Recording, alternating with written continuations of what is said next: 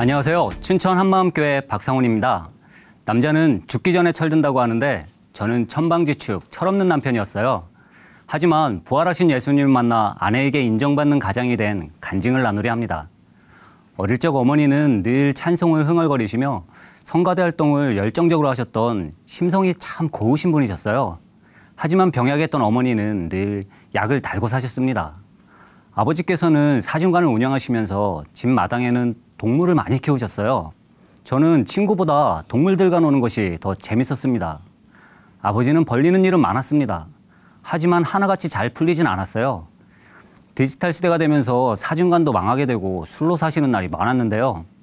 제가 20대 초반에 아버지는 오토바이 사고 후 뇌출혈로 돌아가시고 그로 인해 더 병약해진 어머니도 그 다음에 돌아가셨어요. 동생과 저만 남았어요. 그 당시 군대에 있었던 저는 마치 돌아갈 집이 없어진 것 같아 공허함이 컸지만 스스로 살아가야 한다는 생각에 마음을 굳게 먹었습니다. 시간이 지날수록 마음은 더 단단하게 굳어가면서 기뻐도 슬퍼도 반응하지 못하는 감정이 없는 사람이 되어갔어요. 어머니 돌아가신 후 저는 한 번도 눈물을 흘린 적이 없었던 것 같아요. 얼마나 마음이 딱딱하게 굳었는지 나중에 아내가 출산할 때 옆에서 지켜보았는데 너무 감격적인 상황인데도 눈물이 안 나오더라고요. 아내는 고통 속에 신음하다가 저를 힐끔 보았는데 제 앞니가 보였다며 그 상황 속에서 웃었다는 거예요. 지금까지도 되새기며 괴롭히고 있습니다. 저는 그냥 걱정이 되어서 어찌할 바를 모르고 멍하니 입을 벌리고 있었을 뿐이었는데 말입니다. 저는 나름 모범적으로 자라왔는데요. 초등학교 1학년부터 6학년까지 줄곧 반장을 했고 그 시대 새마을운동 어린이 애양대장도 하고 대학교 땐 과대표, 군대도 소대장, 중대장으로 보내면서 남들도 인정해주고 인간관계도 무난했어요. 그러다 보니 내 스스로도 얼마든지 험한 세상을 헤쳐나갈 수 있다는 신념이 있었습니다. 그러나 아내를 만난 후로 저는 사고뭉치 어린아이로 전락하고 말았습니다. 아버지를 닮아 일 벌리기 좋아하는 저와 정반대로 아내는 냉정하고 철저했어요. 저는 그런 아내 앞에서 큰아들 같은 철없는 남편일 뿐이었습니다. 제가 사고를 치면 아내가 나서서 해결해주는 일이 비일비재했습니다. 결혼 전 지인에게 인정상 1,000여만 원을 빌려준 적이 있는데 아내는 몇 년이 지났는데 마냥 기다리고 있냐고 빚독촉을 하라는 거예요. 저는 형편이 나아지면 갚을 텐데 왜 이렇게 잔인하게 구느냐며 회피했어요. 하지만 아내는 세상에 믿을 사람 없다며 나중에 후회하지 말고 빨리 독촉 전화하라고 난리였습니다. 결국 아내 덕에 다달이 돈을 받아냈어요. 한 번은 주소가 잘못되어 자동차 세금과 범칙금 같은 게 날아오지 않길래 신나게 운전하고 다녔는데 아내가 이상하다며 알아보더라고요. 결과는 누적과태료 포함해서 500만 원이 넘게 나왔어요. 그런 것도 모르고 저는 그저 고지서가 집으로 날아오지 않는다고 신나하고 있었던 거예요. 아내는 오랫동안 저축해온 500만 원 만기 적금을 하루아침에 제 벌금으로 납부해줬습니다. 그 액수가 얼마나 딱 들어맞는지 준비된 적금이었습니다. 없는 살림을 쪼개어 적금을 부었던 아내는 실망이 컸습니다.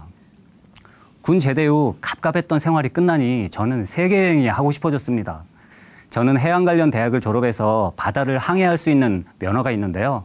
외항선 선원을 하면 돈을 벌면서 해외 곳곳을 공짜로 여행할 수가 있어서 아내와 상의하고 배를 탔습니다. 대책 없이 낭만적인 저에게 좋은 기회였고 연봉도 많아서 기대가 컸습니다. 그런데 막상 배를 타고 나가 보니 제가 생각했던 해외여행과는 거리가 너무나 멀었어요. 배가 정박할 때마다 찌에 나가서 그 나라의 풍물도 구경하고 맛있는 것도 먹을 수 있을 줄 알았거든요. 그런데 배가 너무 커서 항구에 못 들어가고 바다에 떠 있는 거예요. 그러면 작은 배들이 와서 물건을 싣고 가는 겁니다. 선원들을 육지에 내려주질 않는 거예요. 결국 육지 한번 밟지 못하고 바닷물만 보면서 지내다가 우울증 걸릴까 봐 몇 달 만에 집으로 돌아왔습니다.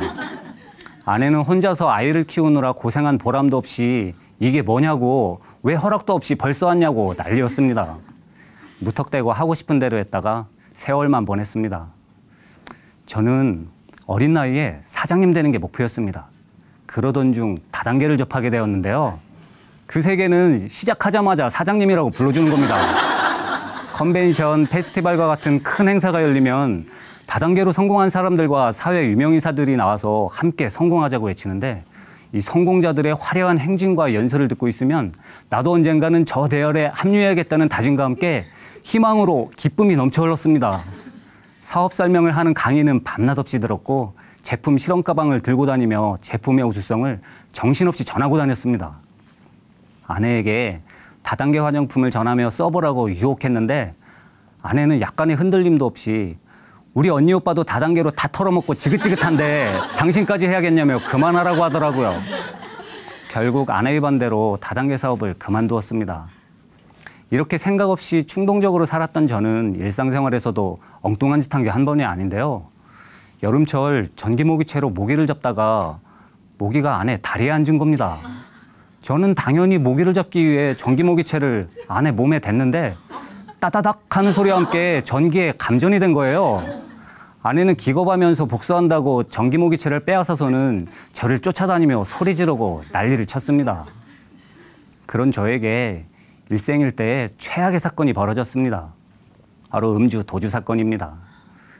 군대 음주 문화에서 주량은 상하관계의 축복의 통로요 갖춰야 할 덕목이라고 여긴지라 정말 마시기 싫어하지만 열심히 연습해서 남에게 뒤지지 않았어요. 그런데 제가 술에 무너질 줄은 몰랐습니다. 결국 하지 말아야 할 음주운전을 하게 되었어요. 단속에 걸렸는데 두려운 마음에 갑자기 카레이서가 돼서 도주하기 시작했습니다. 빠른 속도로 여러 대의 경찰차를 따돌리고 골목을 능숙하게 통과하며 추월, 신호위반 등 광란의 질주가 이어졌습니다. 마치 영화의 한 장면처럼요. 한밤중에 시내가 발칵 뒤집히고 엄청 많은 경찰차들이 거리 곳곳을 막았는데 한참 시간이 흐른 후 그만 막다른 골목을 만나서 삼중추도로 남의 집 대문을 받고 체포되고 말았습니다. 놀라서 경찰서에 나타난 아내와 아들을 보니 얼굴을 들 수가 없었습니다. 아내는 대성통곡을 했고 재판장에게 사죄의 편지를 보내고 법원 재판에서는 방청석에서 눈물을 많이 흘렸어요. 재판장이 제 아내의 눈물을 보고 안타까운 마음에 벌금을 100만 원 깎아줬습니다. 부끄러움이 바닥을 쳤고 아내는 이번에도 법으로 항소하는 등 어김없이 저의 해결사 역할을 했습니다. 그렇게 웬만한 건 모두 경험해본 후 저는 더 이상 이렇게 사고뭉치로는 살고 싶지 않더라고요. 그래서 아내에게 바짝 엎드리고 시키는 대로 움직이기로 했습니다. 직장에서는 멀쩡하고 나름 일 잘한다는 소리를 듣는 저였지만 집에만 오면 명령에 복종할 뿐이었습니다. 지금은 군무원으로 일하고 있는데요. 이 직업도 아내가 원해서 하게 되었어요. 더 이상 아내가 싫어하는 일은 하지 않으려고 최선을 다했습니다. 이렇게 철없고 대책 없는 저를 뒷바라지하느라 아내는 많이 지쳐 있었어요. 그러던 어느 날 가족들이 방송에 나왔다며 간증 영상을 유심히 보더니 요즘 하나님이 자신을 부르시는 것 같다며 전에 다니던 한마음교회로 가보자고 했습니다. 하나님이 두 눈 시퍼렇게 뜨고 살아계시고 이렇게 부르는 마음을 주시는데 이번에도 외면하면 안 될 것 같다는 거예요. 우리 가족이 함께 천국에 가야 한다며 제가 불쌍해서 어떻게 혼자 천국 가냐고 심각하게 말하더라고요. 저는 당신 천국 갈 때 옷자락 붙잡고 같이 가면 안 돼? 하니까 신앙은 각자 하는 것이라며 애처로운 눈으로 쳐다보는데 제 모습이 얼마나 초라했는지 모릅니다. 사실 천국과 지옥 이야기는 깊이 와닿지 않았습니다. 남은 인생이 얼마나 많은데 이 세상 할 일도 많고 즐길 것도 얼마나 많은데 벌써 인생 다 산 것처럼 천국과 지옥을 바라보나? 예수님이 죽으실 때 옆에 함께 매달려 죽었던 강도처럼 죽기 직전에 천국행 티켓을 받을 수도 있지 않나 생각했는데요. 장례식장에서 일하는 아내에게서 죽는 사람들 얘기를 자주 듣다 보니 언제 죽을지 장담을 못 하겠더라고요. 그래서 우선은 교회를 함께 가게 되었습니다. 교회에서 예배를 드린 후 아내가 저에게 놀라운 고백을 하더라고요. 이젠 당신이 머리가 되어줘 부탁하는 거예요. 늘 해결사 역할을 해주던 아내가 갑자기 그런 말을 하니까 그 부담의 무게가 어깨를 짓누르고 얼떨떨하고 막막한 상태가 됐습니다. 머리가 되어달라니? 무엇을 해달라는 말이지? 뭔가 감투를 씌워준 것 같은데 좋은 것은 아닌 것 같고 거절할 상황도 아닌 것 같고 애매했습니다. 하나님, 이 일을 어찌합니까? 육군 최강부대인 맹호부대에서 중대장까지 하면서 100여 명 병사의 머리는 되어봤는데 아내의 머리가 되는 건 뭘 어떻게 하라는 건지 모르겠더라고요. 머리가 되려면 나 자신이 무엇이 변해야 하나? 하나님, 제게 답을 주세요 하고 기도가 다 나오더라고요. 아내에게 큰 짐을 맡겨두고 자유롭게 세상을 즐겼던 지난 삶을 되돌아보니 제 자신이 참 한심했습니다. 그렇게 고민하던 중 하루는 2층 뒷자리에 앉아 어색한 예배를 드리기 시작했는데 저도 모르게 예배에 흠뻑 빠져드는 겁니다. 여느 때 같았으면 남들 눈치도 보고 체면도 생각했을 텐데 주변이 보이지 않고 주여 하고 외치는데 두 손이 들려지고 손바닥이 부서져라 박수치며 찬양을 하게 되는 겁니다. 예수라는 이름이 선명하고 친근하게 들리고 왜 이제 왔느냐며 품어주시는 마음이 느껴졌습니다. 그렇게 처음 진지하게 예배를 드린 저는 성경 지식이 부족하지만 예수님이 누구인지 정확하게 알아봐야겠다는 생각이 들었어요. 그래서 구약과 신약을 비교하며 예언이 이루어진 증거를 찾아보았습니다. 신앙의 초보자였던 저는 예수님은 사람이신가 하나님이신가 이 문제를 단시간에 알아보고 싶어서 예수님 관련 영화를 많이 봤습니다. 성경이 영화로 만들어진 작품들을 보면서 그동안 제가 생각했던 것과는 다른 점을 한 가지 발견하게 되었습니다. 복음을 전하기 위해 사명을 다하고 순교한 제자들의 발자취였습니다. 제자들은 엄청난 믿음을 갖고 성경 지식이 풍부한 사람들일 것이라고 생각했었는데 그렇지가 않더라고요. 그런 생각을 하면서 성경을 보는데 부활하신 예수님을 만난 제자들의 모습이 너무나 현실적으로 보이는 거예요. 3년 동안 예수님께 말씀도 듣고 기적도 많이 보았는데 예수님이 죽을 땐 내가 그 사람을 알지 못하노라며 저주까지 하고 부인하였습니다. 부활하셔서 제자들 앞에 나타나셨는데 그들이 놀라고 무서워하고 영으로 생각하는 겁니다. 그러니까 예수님이 왜 두려워하고 의심하느냐? 내 손과 발을 보고 나인 줄 알라. 영은 살과 뼈가 없지만 나는 있다고 하셨어요. 도마도 나중에 들어와서 부활의 사실을 듣고 의심했지만 예수님께서 손과 옆구리에 손가락을 넣어봐라. 그리고 믿는 자가 되라고 말씀하셨습니다. 도마가 나의 주님이시오, 나의 하나님이시라고 고백하는 순간 부활하신 예수님이 누구인지 보이는 겁니다. 죽은 자 가운데서 다시 살아나신 후에야 제자들이 성경과 예수님이 하신 말씀을 믿고 복음을 전하기 시작했다는 겁니다. 와, 이 예수님의 부활이 이 신화가 아니라 진짜였구나. 이 엄청난 사건이 가려져 있다는 사실 자체가 놀라웠습니다. 부활로 모든 말씀이 실제로 증명되면서 모든 말씀을 단번에 믿을 수 있게 되었습니다.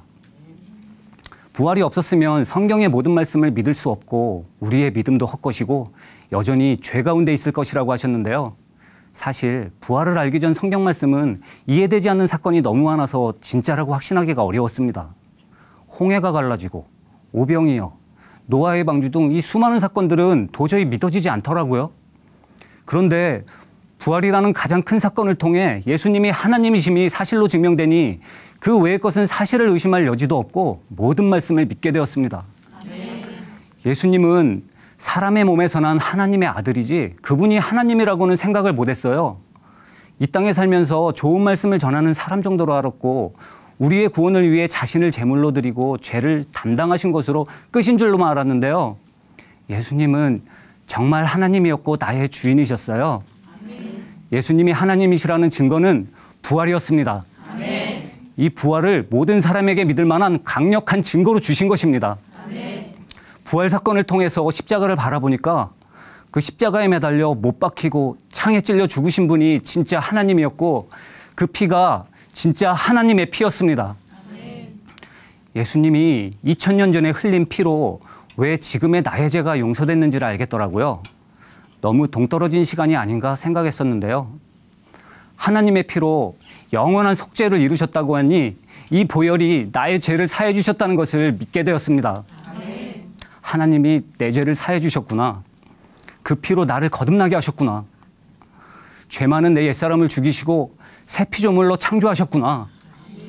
그로 인해 나의 주인이 되어주셨구나. 그러니까 예수님을 믿지 않는 것이 죄였구나. 믿지 않는 것이 회개해야 할 죄였구나를 알게 되었습니다. 저는 지금까지 예수님을 믿지 않고 제가 주인 되어 살아왔던 죄를 회개하고 저의 죄를 위해 십자가에 죽으시고 부활하신 예수님을 주인으로 영접했습니다. 예수님을 마음의 주인으로 영접하고 나니 그동안 고민이 되었던 아내의 머리가 되려면이라는 고민이 그대로 풀려버렸어요. 남편이 가정의 머리가 된다는 것이 어려운 문제인 줄 알았는데 성경대로 하니까 생각보다 쉬운 문제더라고요. 내가 무거운 짐을 지고 수고와 노력으로 하는 게 아니라 내가 예수를 주인으로 모시고 주님 앞에 바로 서고 그 다음에 아내와 자식은 온전히 주님께 맡기면 그만이었습니다. 사랑으로 바라보니 여러 작은 고민거리들은 알아서 해결해 주셨습니다. 아, 이래서 그리스도께서 교회의 머리됨 같이 남편이 아내의 머리가 되라고 하셨구나를 알게 되었습니다. 전능자 하나님께서는 이런 것도 말씀에 기록해 놓으시다니 참으로 섬세하고 놀라우신 분이더라고요. 고민이 풀리고 나서 제 삶이 변하기 시작했어요. 사회생활, 인간관계에 필수라고 여겼던 술을 끊었고요. 가정에서도 아내와 자식에게 권위가 서기 시작하더라고요. 예전에는 아들과 함께 텔레비전 앞에서 만화 영화를 보며 시간을 보냈는데 이제는 책을 보고 가정 예배를 드리는 시간으로 변하였습니다. 지금은 유혹거리가 많은 텔레비전은 거실에서 치우고 거의 보지 않습니다. 여유 시간이 생기면 드라마 대신 오직 주만이를 시청합니다.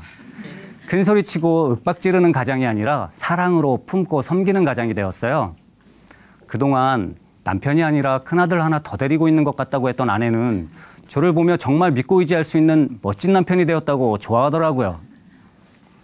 저는 제 스스로 특별히 사명자라고 생각하고 결단하지는 않았는데요. 어느 날 아내 친구네가 집에 놀러와서 함께 식사를 하게 됐는데 저도 모르게 자연스럽게 저의 주인 되신 예수님을 자랑하게 되더라고요. 식사 후 한참을 이야기했는데 그분들은 돌아가면서 제 아내에게 남편이 많이 변했네. 너보다 내 남편이 더 신앙심이 깊은 것 같아 하더라고요. 그 이야기를 들으면서 저는 그저 좋아서 예수님을 자랑했을 뿐인데 이렇게 사명을 감당하게 되는 것이구나 하는 생각이 들더라고요. 예전에 저를 생각하면 의심할 것 없이 불량품이었는데 이제는 전능자가 내 안에 계시고 내 몸이 성전이라니 두려워할 것도 염려할 것도 없습니다. 어린아이를 데리고 매주 교회를 가고 작은 예배를 드리고 복음을 전하기 위해 사람을 만나고 하는 게 지치지 않고 힘들다는 생각이 하나도 들지 않아요. 기쁨이 사그라들지 않고 계속 가고 있습니다. 세상 즐거움이라면 벌써 실증이 나고 또 다른 쾌락을 찾아 기웃거릴 텐데 복음은 이런 것들과 비교할 수 없는 소망과 기쁨을 주더라고요. 천방지축 철없는 남편이었던 제가 예수님 덕분에 아내에게 인정받는 남편이 되었어요. 게다가 주님의 일을 하는 가장 멋진 인생을 살게 되었습니다. 오직 주님이 주신 사명을 감당하며 기쁘게 살게 되었습니다. 승리하시고 다 이루어 놓으신 주님의 은혜에 감사드리며 복음을 전하는 멋진 사명자로 살겠습니다. 감사합니다.